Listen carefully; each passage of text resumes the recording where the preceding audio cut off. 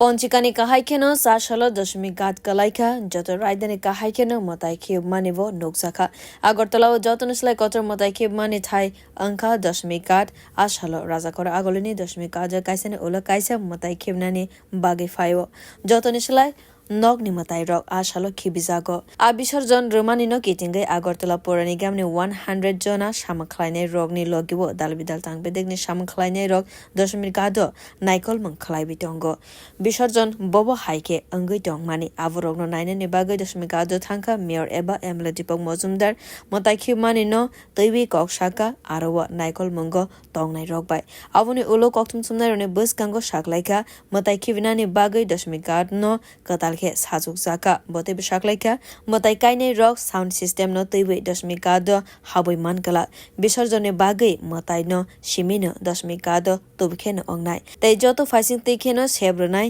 আগরতলা পৌর নিগমনি বখাকদৈ আসলে মেয়র এবা এমএলএ দীপক মজুমদার তৈ বিশাকলাইকা লাইথানাই বিশুয়া দশমিঘাট যত ওই 370 মতাই খিবজাকা তাকলাই বিশুয়া তৈ গোবাং অঙ্গি মানো লেখামো নতুন উদ্যমে নতুনভাবে আমরা নিরঞ্জন ঘাট দশমিঘাট আমরা সাজিয়ে তোলার চেষ্টা করেছি। আজকে এখন দেখছেন মায়ের নিরঞ্জন শুরু হয়ে গেছে, খুব সুন্দরভাবে চলছে। আমাদের 3টি ট্রেন রাখা আছে, আমাদের মিনিমাম 100 আমাদের কর্মীরা আছেন সহযোগিতা করবেন। যারা এমনি চায় ভাষণ তাদের সহযোগিতা করা হবে। ট্রেনের সাহায্যে আমরা সবগুলি ভাষণ করার চেষ্টা করব। সার্বিকভাবে আলোকসজ্জা এবং সমস্ত ব্যবস্থাপনা করা হয়েছে। আমি আবারও যারা ক্লাব কর্তৃপক্ষ কিংবা পূজা কমিটি বা পূজা উদ্যোক্তা যারা প্রতিমা নিয়ে আসবেন তাদেরকে আমি অনুরোধ করবো। আমরা আগে গত 2 বছর আমরা করেছিলাম, তারা মান্যতা দিয়েছে, সহযোগিতা করেছে যাতে বাদ্যযন্ত্র সাউন্ড সিস্টেম এটার ভিতরে না ঢুকে। আমাদের মহিলারা উলুধ্বনি শঙ্করধ্বনির মাধ্যমে মাঙ্গলিক অনুষ্ঠানের মাধ্যমে সন্ধ্যা আরতি করে মাকে বিসর্জন দেবে, মা নিরঞ্জন করবে। আমাদের ঢাকবাদ্য সব আমাদের